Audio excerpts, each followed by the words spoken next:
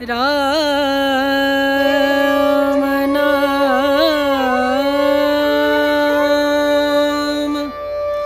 भजले राम नाम सुखधाम भजले राम नाम सुखधाम भजले राम नाम सुखधाम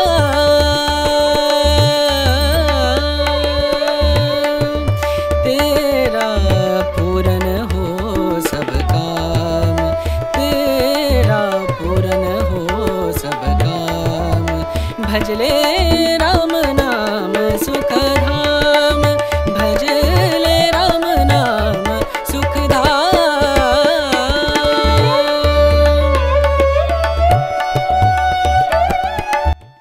রাধে রাধে বন্ধুরা, সুপ্রভাত, good morning. Welcome back to my channel. তোমরা সবাই কেমন আছো?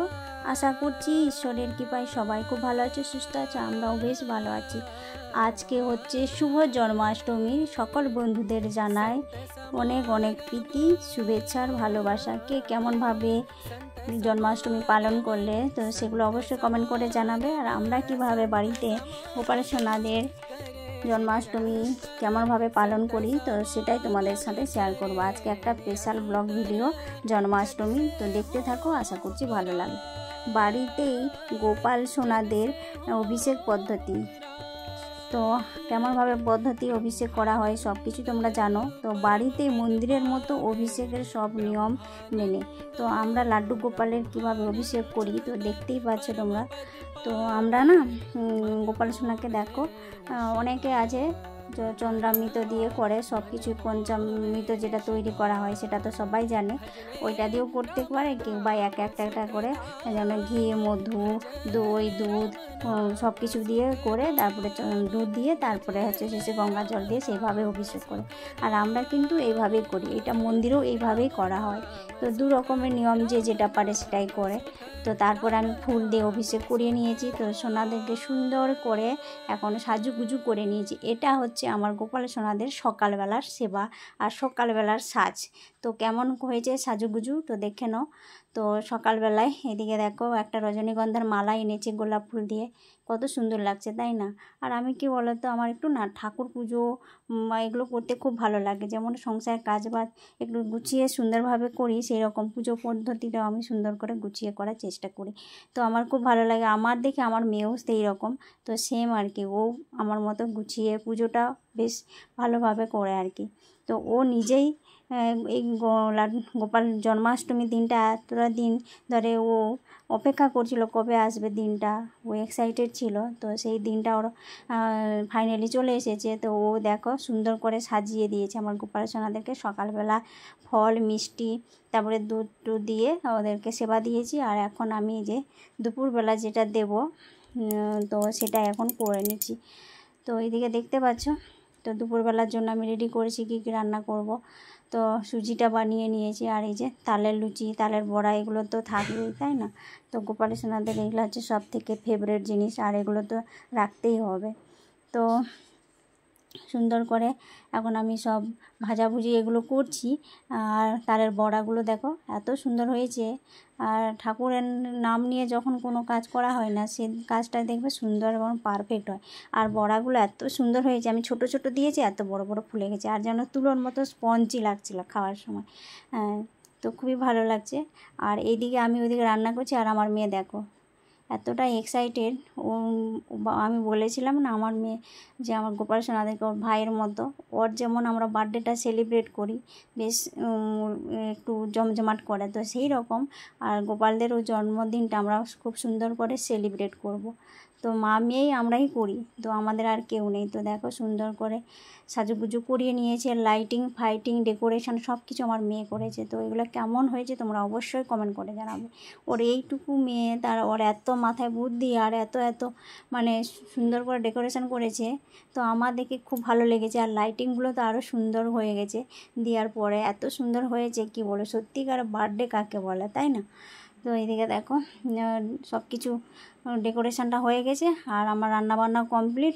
এখন রেডি হয়ে আসি, তারপরে সন্ধে দিয়ে তারপরে ওদেরকে ভোগটা নিবেদন করে আবার সন্ধেবেলায় আবার একটা স্পেশাল আছে, জানো তো। সেই স্পেশালটা কি, তোমরা ভিডিওটা দেখবে তাহলে বুঝতে পারবে। স্পেশাল আমাদের গোপাল সোনাদের জন্ম উৎসব আমরা কীভাবে পালন করলাম।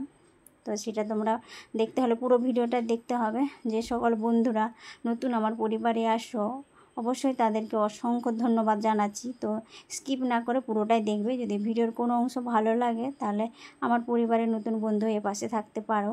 আর যদি খুব ভালো লাগে তাহলে পরিবারে সবসময় আসার জন্য নোটিফিকেশানটা অন করে রাখবে, যাতে আমি কখনো ভিডিও আপলোড দেবো সঙ্গে সঙ্গে তোমাদের কাছে পৌঁছে যাবে। তো এইদিকে দেখতে পাচ্ছ আমিও রেডি হয়ে গেছি। তো এখন এই যে সব কিছু রেডি করে নিয়েছি। এখন সন্ধেবেলাতে এখন আরতিটা করে নেব। তো যেগুলো বানিয়েছি সেই প্রসাদগুলো তো দিতে হবে, তারপরে একটা স্পেশাল আছে। তো সেটাই কি, সেটা পরে তোমাদেরকে দেখাবো। তো পুরো ভিডিওটা কন্টিনিউ দেখতে হবে, তাহলেই বুঝতে পারবে। তো এদিকে দেখো, তো মেয়ে বলছে, ও তো চা বিস্কুট খেয়েছিল, সেই জন্য বলছে যে আমি পুজোটা করবো না, তুমি করো, আমি সব কিছু করে নিচ্ছি। আর ও এখন আজকের এখন রাধারানী সেজেছে, তো খুব ভালো লাগছে। তো কৃষ্ণের সাথে রাধারানী না থাকলে কি মানাই বলো তো। তো এইদিকে আমি এখন পুজোটা করে নিচ্ছি। আর আমরা কি বলো তো, যেহেতু মানে নিজেরাই করি, তো ঠাকুরমশাই দিয়ে করাই না, তো সেই জন্য নিজেদের পুজো করাটাই সবথেকে ভালো, তাই না? নিজের মনের মতো করে ভক্তি ভরে নিজের ইচ্ছে মতো তুমি করতে পারবে। তো যাই হোক, সব কিছু দেওয়া হয়ে গেছে। এখন আমরা ভোগটা দিয়ে এখন আরতিটা করে নেব। তো দেখো খুব সুন্দর করে পঞ্চপ্রদীপ মানে পঞ্চ উপাচার্য দিয়ে যেটা আরতি করতে হয়, তো সেটাই করব।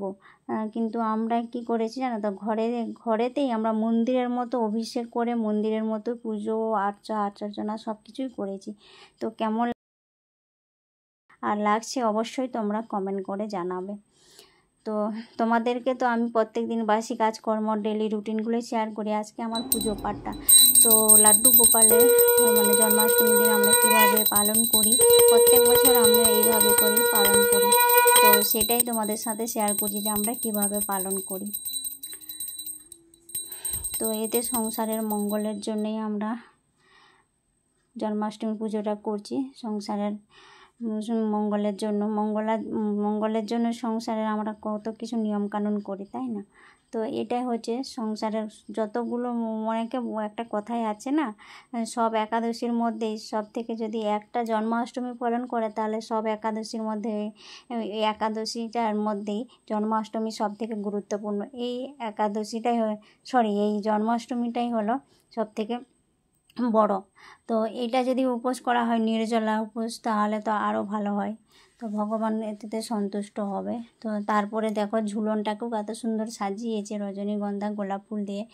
তো তারপরে আমরা যে ওদেরকে দোলনা দিয়ে একটু ঝুলিয়ে দিচ্ছি। তো দেখো ওদের সকালবেলা একরকম ড্রেস পরেছে, তারপরে যে এখন এরকম ড্রেস পরেছে, এখন দোলনায় ঝুলছে। তারপরে ওদের কেক আনা হবে। তো অনেকে হয়তো ভাববে যে জন্মাষ্টমীতে কেক, তো কী কেক না কী কেক, কিন্তু না, আমরা জন্মাষ্টমীতে যেখানে মানে গোপাল সোনাদের জন্য স্পেশালভাবে কেক বানানো হয়, সেই দোকান থেকে নিয়ে এসি। সেখানে কোনো মানে ওই আমিষ জিনিস ওইসব থাকে না। আর কেক মানে একবারে এগলেস, তো সেখানে কোনো কিছুই মানে কেকে দেওয়া থাকে না।